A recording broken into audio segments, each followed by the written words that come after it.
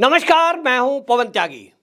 दिल्ली शराब घोटाले में अब अरविंद केजरीवाल की गिरफ्तारी में बस कुछ ही दिन बचे हैं, क्योंकि ईडी ने 5वां सम्मन फिर से दे दिया है और 2 फरवरी का टाइम केजरीवाल को दिया गया है। जैसा कि हमने पहले भी देखा है, पहले 4 सम्मन दिए गए थे, तो केजरीवाल ने जवाब देने के बजाय, ईडी दफ्तर आने के बजाय पहले तो दिल्ली की सड़कों पर आम आदमी पार्टी के कार्यकर्ताओं को उतारा, फिर ईडी के सम्मन को अवैध बताया और अब हालत यह हो गई है केजरीवाल की कि वो डरे डरे भाग रहे हैं ईडी से, क्योंकि उनको अच्छी तरह पता है कि वो ईडी के शिकंजे में आएंगे जरूर, और जिस दिन आए गिरफ्तारी तय है, क्योंकि उनके डिप्टी सीएम इसी शराब घोटाले में लगभग पिछले 1 साल से जेल के अंदर बंद है। विजय नायर जो उनका खास है, बिल्कुल खासम खास, और उसी के सबूत के आधार पर अरविंद केजरीवाल की भी गिरफ्तारी होनी है, क्योंकि जो मनीष सिसोदिया के सचिव हैं, उन्होंने बाकायदा जज के सामने अपनी गवाही नोट करा दी है और उन्होंने यह बता दिया कि अरविंद केजरीवाल के घर पे ही आबकारी नीति को परिवर्तन करने के लिए उन पर दबाव बनाया गया था। जो कैबिनेट का नोट था उसमें बदलाव किए गए और अरविंद केजरीवाल ने वहां पर बुलाया, उनकी उपस्थिति में उनके घर पे हुआ है। और जब ये इस मामले में दूसरा जो एक आरोपी है, उस आरोपी ने यह तक कह दिया कि जो अरविंद केजरीवाल के खासम खास है, उसने फेस टाइम पर यानी मोबाइल पर बात कराई थी केजरीवाल जी से, और केजरीवाल जी ने यह कहा था ये मेरा खास आदमी है, जो ये कहे वो करो। और उसके बाद बाकी फोन तोड़ फोड़ दिए गए, जला दिए गए, नष्ट कर दिए गए, लेकिन ईडी ने वो सारी जो चैट है, जो बातचीत है और उसके सबूत हैं, वो इकट्ठा कर लिए हैं और बाकायदा उसको पूरा पुलिंदा बनाकर ईडी ने सबूतों के आधार पर वो कोर्ट में रखा है।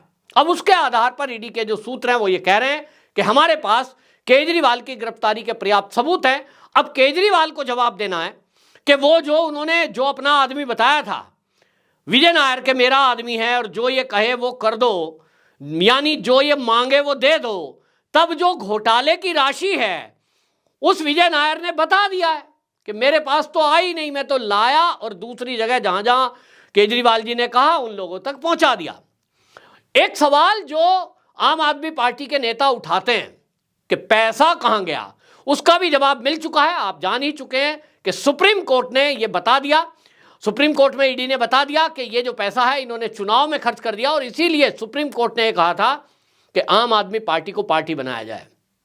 अरविंद केजरीवाल को दूसरा झटका चंडीगढ़ से लगा, लेकिन जैसे कि फितरत है इन आम आदमी पार्टी के नेताओं की और कांग्रेस की, आपने देखा चंडीगढ़ का चुनाव हुआ, उसमें जो चुनाव अधिकारी है वो मतपत्र जितने भी हैं उन सारे मतपत्र पर वो सिग्नेचर कर रहा है और उस पर काउंटिंग लिख रहा है 1 2 3 4 5 ऐसा करके।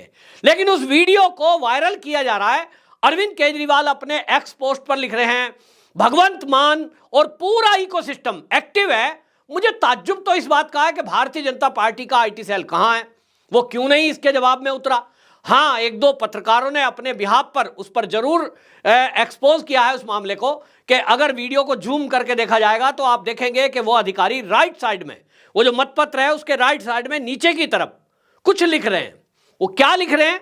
वीडियोग्राफी हुई है, और वीडियोग्राफी इसी बातों को देखते हुए शायद की गई होगी, क्योंकि उनको पता है कि कांग्रेस और आम आदमी पार्टी के जो नेता हैं, जो पार्षद हैं, वो नहीं चाहते कि फेयर इलेक्शन हो, कुछ ना कुछ हंगामा करेंगे, और वो हंगामा करेंगे तो श्रेय वो जो ठीकरा है वो ठीकरा फोड़ेंगे वो बीजेपी पे। और हुआ भी ऐसा ही। अंदर की खबर तो ये आ रही है कि वहां राघव चड्ढा अपनी पत्नी को चुनाव लड़वाना चाहता था। अब ये पता नहीं इसमें कितनी सच्चाई है, कितना झूठ है, लेकिन इस बात को लेकर अंदर की फूट थी, जिसके कारण कुछ निगम पार्षदों ने 1 से अधिक नाम लिखे। अब 1 से अधिक नाम लिखने पे इनवैलिड होता है, यह बताया जा रहा है। हालांकि क्योंकि मामला कोर्ट में चला गया है, आम आदमी पार्टी उसको कोर्ट में लेके पहुंची और कोर्ट से भी उनको झटका लगा।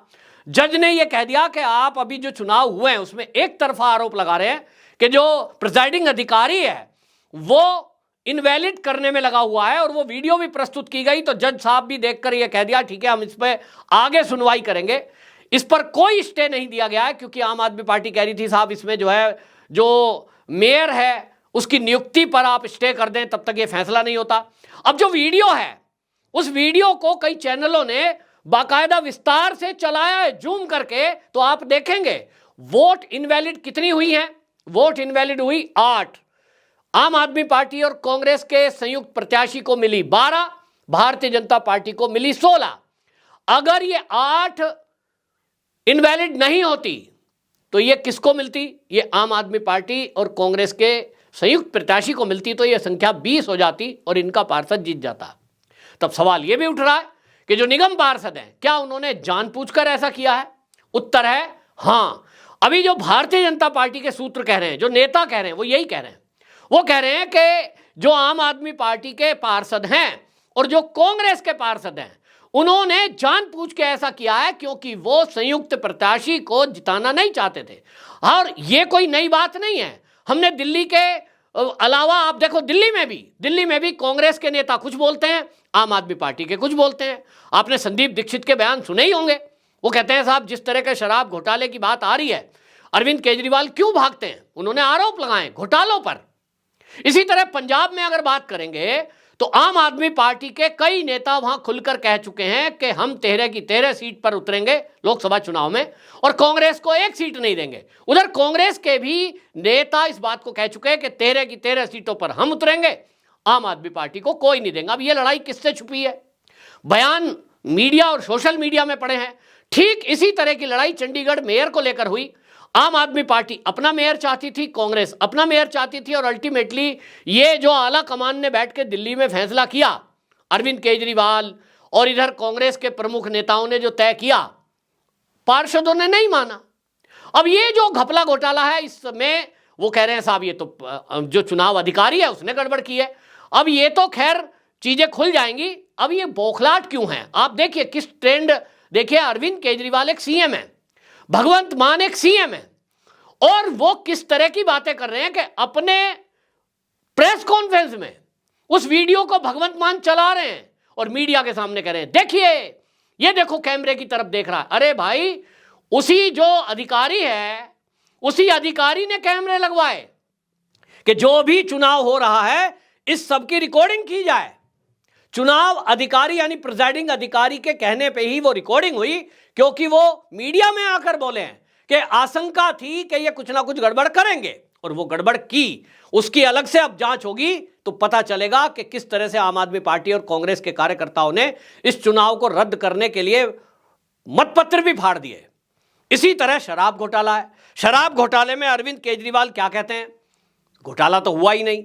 अगर घोटाला नहीं हुआ, आरोप फर्जी हैं, मोदी जी आपसे डर गए हैं और आपको जेल में बंद डालना चाहते हैं, तो भैया आपके पास इतने बड़े बड़े सुप्रीम कोर्ट के वकील हैं, क्यों नहीं अभी तक आपने संजय सिंह की जमानत करा दी? अगर आरोप फर्जी थे शराब घोटाले के तो संजय सिंह आपका सांसद है, वो तो छूट जाना चाहिए था। भगत सिंह से तुलना कर रहे थे।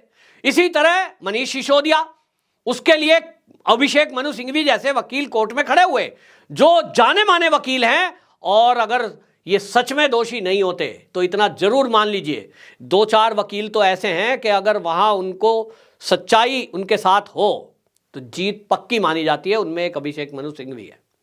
लेकिन उसके बावजूद भी मनीष सिसोदिया को जमानत नहीं मिलती है, संजय सिंह को जमानत नहीं मिलती है। इसका मतलब कोर्ट भी ये जान रहा है, यानी जज साहब ये समझ रहे हैं घोटाला हुआ है। और इसी आधार पर आपको बता दूं, अरविंद केजरीवाल, उनकी घबराहट है। उनको लग रहा है कि जिस तरह से संजय सिंह को जमानत नहीं मिली, मनीष सिसोदिया को नहीं मिली, विजय नायर उनका खासम खास है उसको नहीं मिली, और बाकी और बुच्चू बाबू और कौन कौन जेल में बंद है, इनको लग रहा भाई मैं भी छूटना नहीं हूं। और इसलिए क्या करो, जितना हो सकता है भागो। जैसे हेमंत सोरेन भागा ना, झारखंड का मुख्यमंत्री, के 10 सम्मन मिल गए, हाजिर नहीं हो रहे हैं, और अब उल्टा SC/ST एक्ट में FIR दर्ज करा रहे हैं। गजब है। जो जांच अधिकारी जांच के लिए आए उस पर आप प्रताड़ना का आरोप लगा दो। SC/ST एक्ट का जो प्रावधान है, इसीलिए सुप्रीम कोर्ट ने उसमें दखलंदाजी की। और यह खुला उदाहरण है कि किस तरह से देश की विपक्षी पार्टियां, खासतौर पे उनके बड़े नेता, SC/ST एक्ट का किस तरह से उल्लंघन कर रहे हैं, उसका दुरुपयोग कर रहे हैं। तो केजरीवाल भी क्या इसी तरह का कोई ट्रेंड करेंगे? क्योंकि इसके पहले हमने देखा है पश्चिम बंगाल में ममता बनर्जी ने इसी तरह FIR कराई उनके नेताओं ने। जब वहां ED पकड़ने गई, उनके ऊपर हमला कर दिया, फिर उन्हीं के ऊपर महिला उत्पीड़न का केस दर्ज कर दिया। यानी ये जहां मुख्यमंत्री हैं, पहले कार्यकर्ताओं को सड़कों पे उतार देंगे, फिर उनके खिलाफ पुलिस में FIR कराएंगे, अगर इनका बस चलेगा तो ये हमला कराएंगे, यानी एक तो जो है चोरी और ऊपर से सीना जोरी। अरविंद केजरीवाल को अब यह सम्मान मिला है। अब देखना होगा कि 2 फरवरी को अरविंद केजरीवाल प्रस्तुत होते हैं या फिर से कोई नाटक नौटंकी होती है या ईडी उनको गिरफ्तार करके जेल की सलाखों के पीछे डालती है। देखना होगा। वंदे मातरम।